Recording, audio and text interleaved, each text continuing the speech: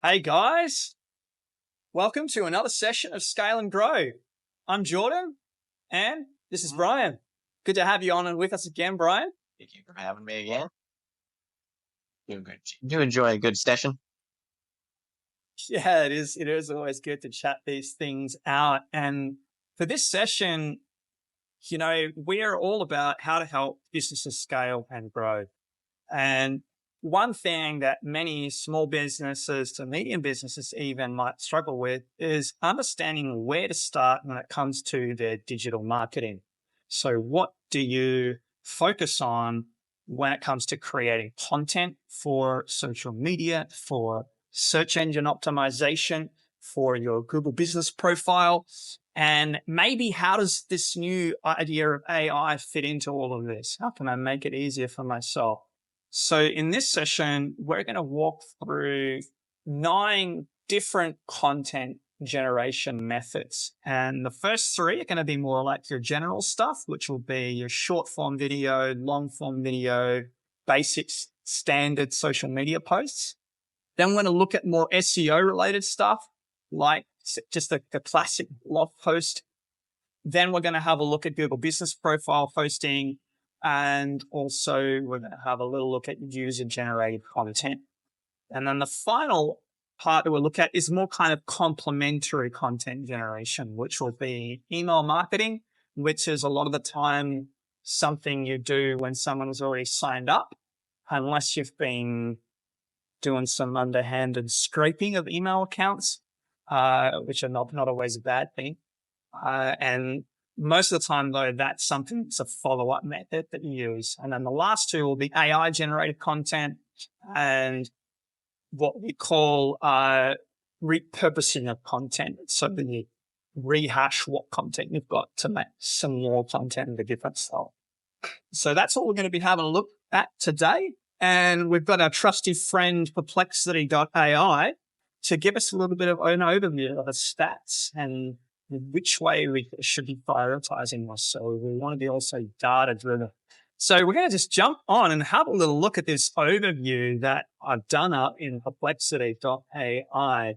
Now, Perplexity.ai is a really cool little tool you can use if you want to do any research, especially informed research for maybe some content you want to generate.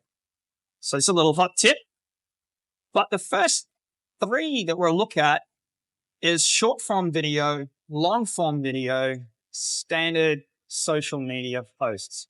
And I'm just going to give you a quick rundown on what we mean by these different types of content. Your short form video is anything that's usually less than 2 minutes long. You see on Instagram, TikTok, Facebook, and they could be doing like these before after kind of videos where they just show you a quick version of the house before it was worked on. And then they show you the end result and give you a real quick rundown of something to, silly cat memes, which, cat chasing after a dog or vice versa. Can be something silly, could be something useful. That's generally what videos. Motion before and heard of the work. Here's all the work, and then the after. Yeah, that's it. And then the other one is your long form video, which you're in right now if you're watching this. This is a long form video. Usually there's a lot of content to educate people on, or it's a podcast style thing, a little bit more like what Brian and I are doing. And this is quite good if you've got a viewership that's wanting to really get to know your product or your service first before they make a decision to buy. The final thing is your social media posts. So this can be Instagram, Facebook. You might do something about work that you've done, or you might just celebrate something. The way this is split, though, on a basis of your return on investment, your ROI, shows us that at the moment, short form video is king. So if you want the best return on your investment, you're looking at short form video. which seems to have about an average of 300 or 500%. And then for some case studies of people, they've gotten up to 800% return on investment. Yeah, and clearly that's for depending on what market you're in. Right. And I think you asked the question earlier, Brian, when we were chatting before, which is when we're talking about return on investment, what we mean is the effort that you have to put in order to get something back. We're not necessarily talking about paying for an agency or ourselves to do it. We're talking about what is the actual effort required and the investment. You can see it's interesting that with short form, it seems to be a lot more popular in the US and Australia, whereas long form seems to be a lot more popular in the UK and Canada. The thing that's not doing so well is your standard content creation posts, which although they're way easier to produce, you're not going to get as big a return. It's better done as more of a follow-up thing, or distribute it like a search engine optimization post, or just a bigger blog post. And once again, there's another abbreviation there, CTR. Can you remind me Oh, what that is? yeah. Thanks for picking that up. So this is a cool thing just to keep in mind when you're doing your social media. Is CTR is your click-through rate. So you can have a great social media post. You could have a great blog post. So maybe we go to like the blog post here, right? Some information, yada, yada, yada. You might even have a fantastic website when someone clicks home. But if they don't actually click contact or your number and buy, then you're not actually going to make a sale. Or if it's a social media post, if they don't actually click on your business and then go to your website and buy, then it's also not the best marketing either. So your click-through rate is how much do people actually engage with your post and click through to your website? And then also on your website, how far do they get to actually getting purchase? You know, whether that's to put something in a shopping cart or to make a call and book an appointment, a quote, or a full job. Very important, that click-through rate. That's right. So it's not just about spamming cat videos here or doing great educational content or social media posts. You really need to be able to also have some good calls to action. Another abbreviation, acronym for you, Brian. Like you need to have some good things in there that actually get people to click contact, find out more, book a call today. These things are super important. So maybe we'll like segue, seeing as we're just looking at a blog post here. Yeah. So the next three, and the first one up for this, coming at number 4, is SEO blogs. So this is where you write something that either is, celebrating the fact that you are a big deal with some of the work that you've done, or it could be something that actually is telling you some useful information. So it could be something like how home renovations can help you build the ideal home you've made, or top 10 ways to renovate your home. So those are kind of the kind of blog posts that you might do. And the idea is that you position yourself as someone who's providing useful information. And the hope is that people will see you as an expert.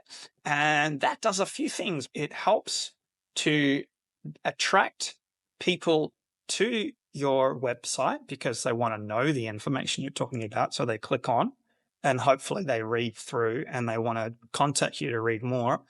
It also does something with your ability to be found on Google, or you might be more likely to get found on something like Google Maps.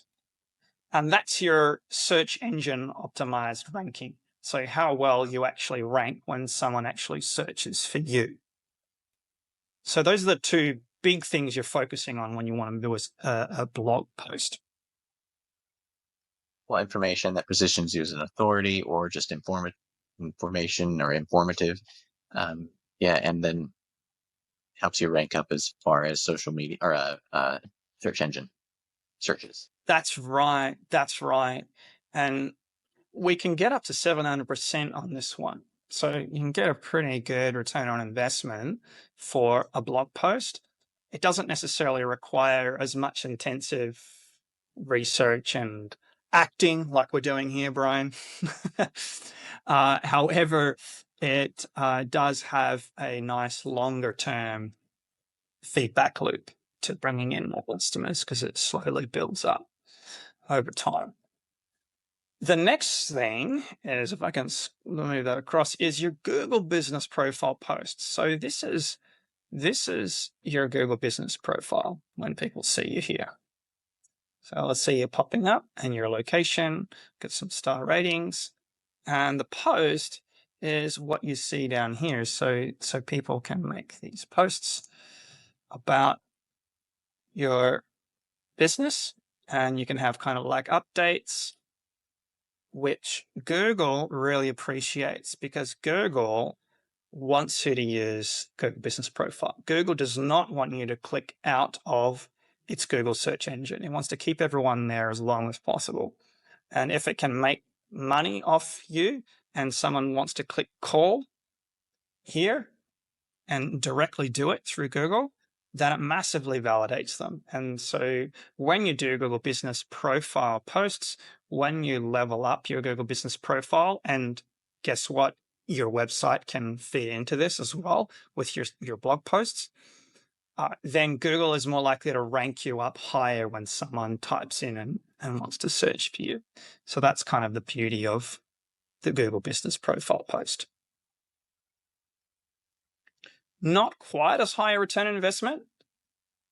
However, it really doesn't require as much input or creative thinking. You just have to be able to know how to talk the way Google wants to talk. And you just need to be active. Very strong. That's right. You need to be active, keeping on top of it, and in just ensuring that you use your copy and your content appropriately the way Google likes, so it understands what you're looking for. And it does seem to be pretty popular in US and Australia. So if you're there, it's definitely worth getting on. The next one is customer reviews. And sorry, Brian, user-generated content, UGC. Yeah, high trust-based conversions. So this is where people leave a review on your Google Business Profile, on your Facebook, on your website, if you have that set up. It's so that people can actually show other audience members who are searching, other people who are searching, that you've actually got a business that people trust.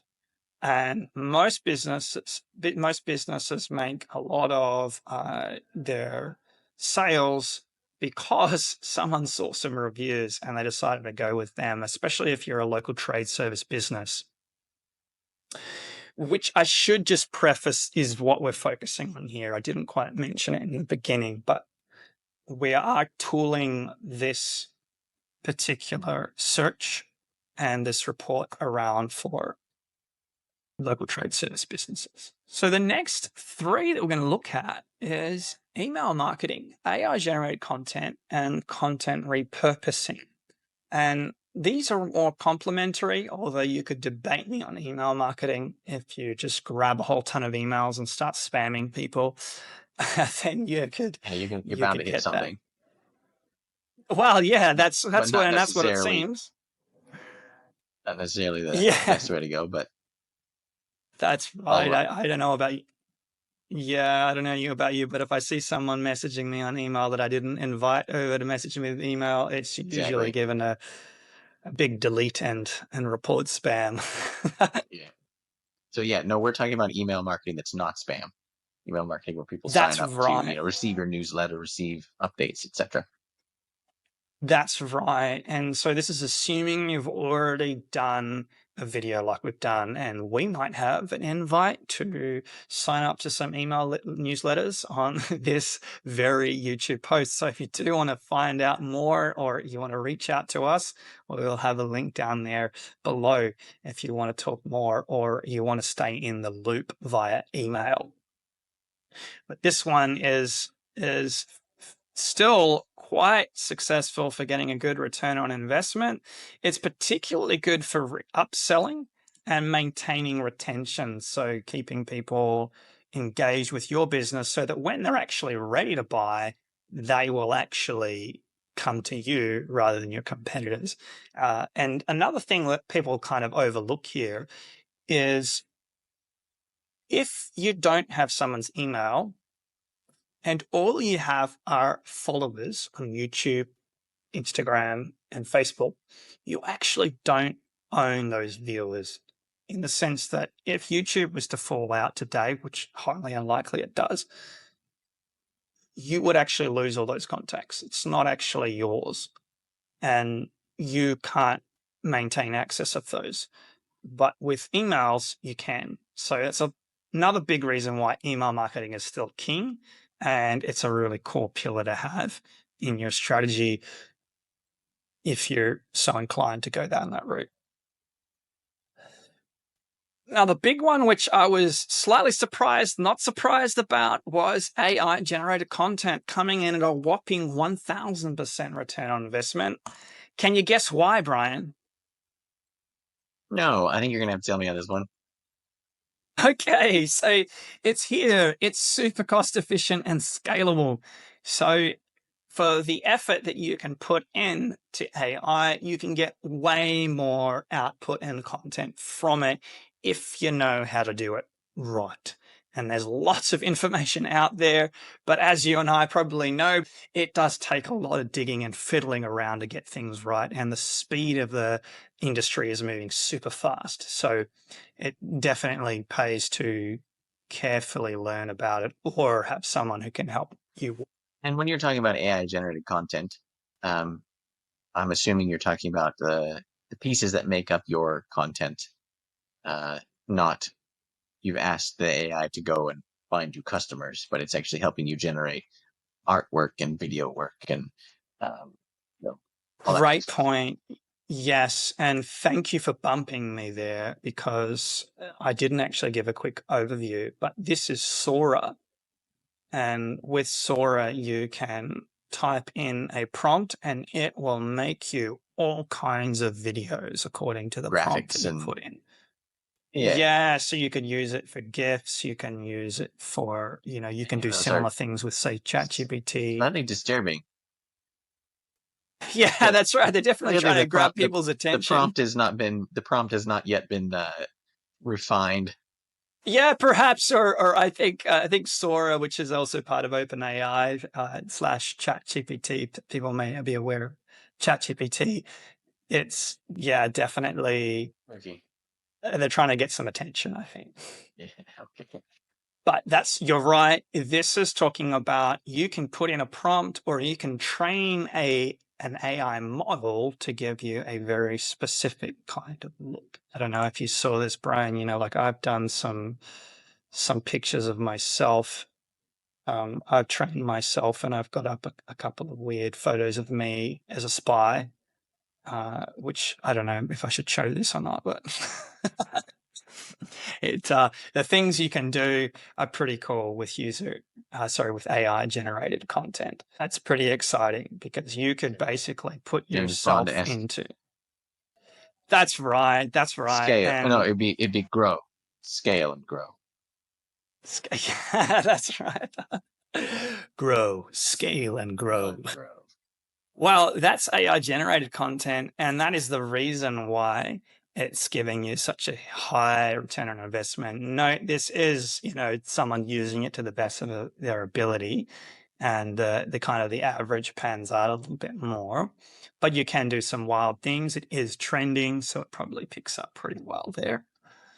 And the last one is content repurposing and bundling. And this is just kind of like a little aside, but this is where you pull all of your content, say your blog post, your uh, your AI generated videos or text or images, because you can also use AI to write you blog posts. That's probably a lot of people are aware of.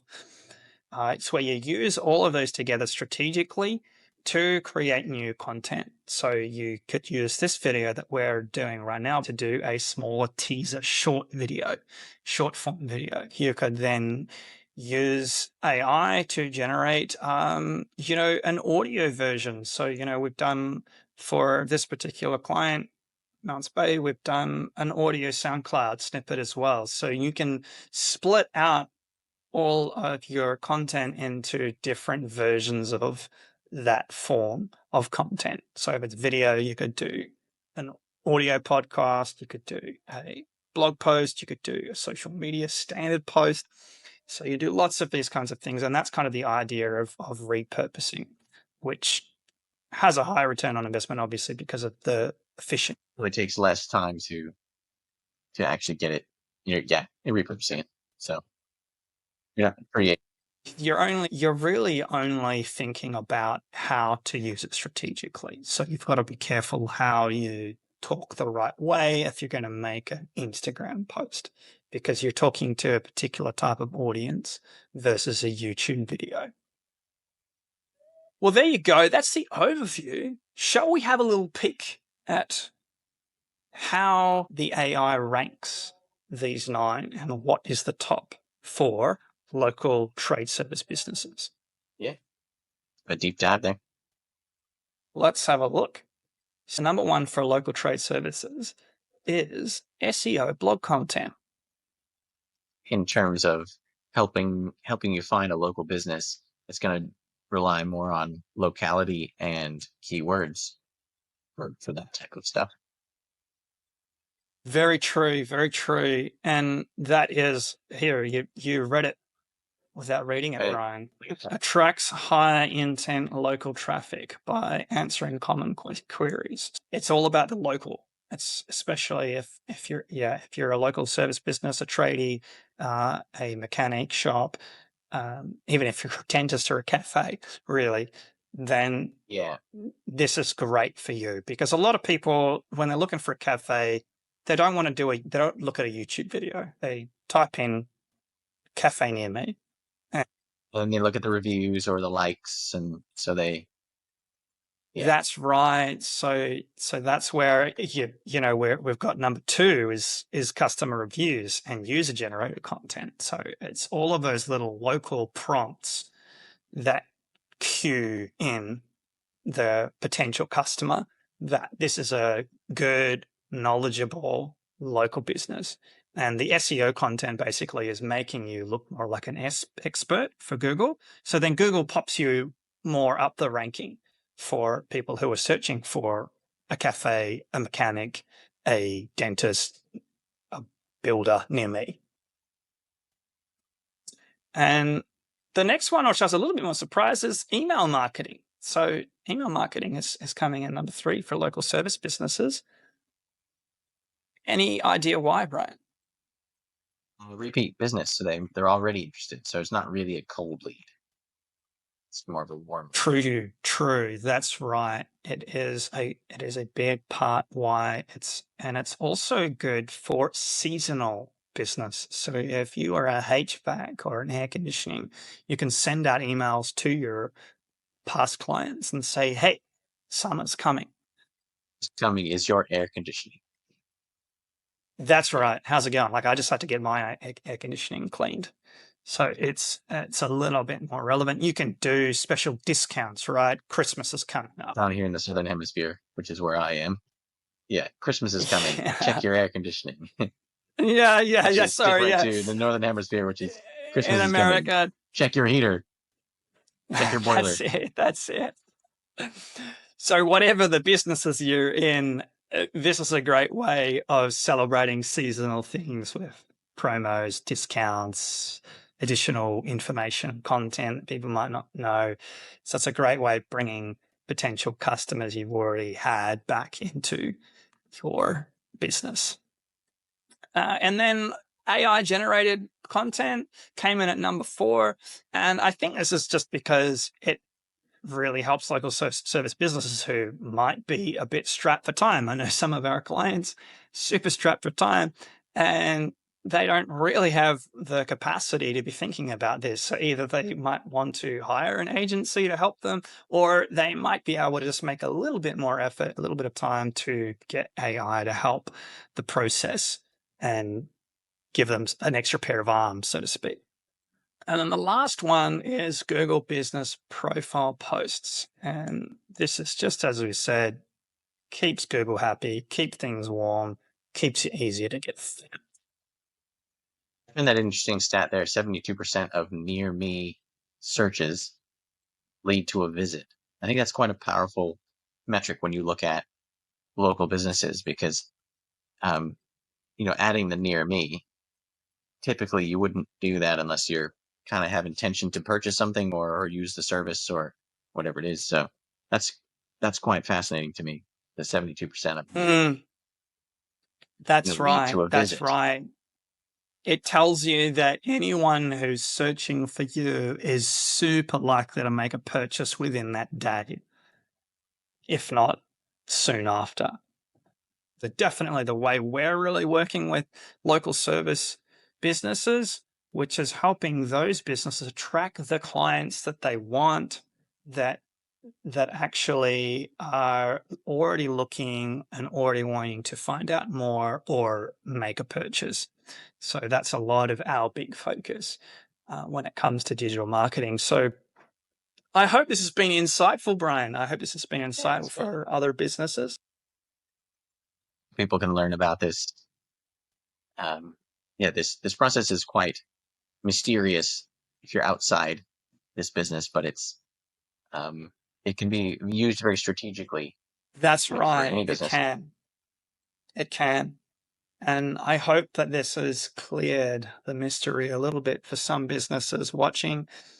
And I hope it gives a better sense of where to start and what to look for if you're trying to do this yourself. Or if you are interested, come say hi. We'll be more than happy to jump on a call and talk a little bit more. If you have other questions and you want a video done on something in the digital marketing or even the AI space, we've got experts here that can speak to that too. If you have any questions about getting more customers or handling more customers, then chuck a comment in the YouTube post here and we'd love to make a video for you on that. If you're liking this content, don't forget, I don't think I need to even say it if you've been watching YouTube enough.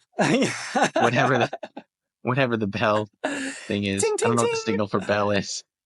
That's right. Hit subscribe, hit the like button, all that jazz, and have a great week ahead.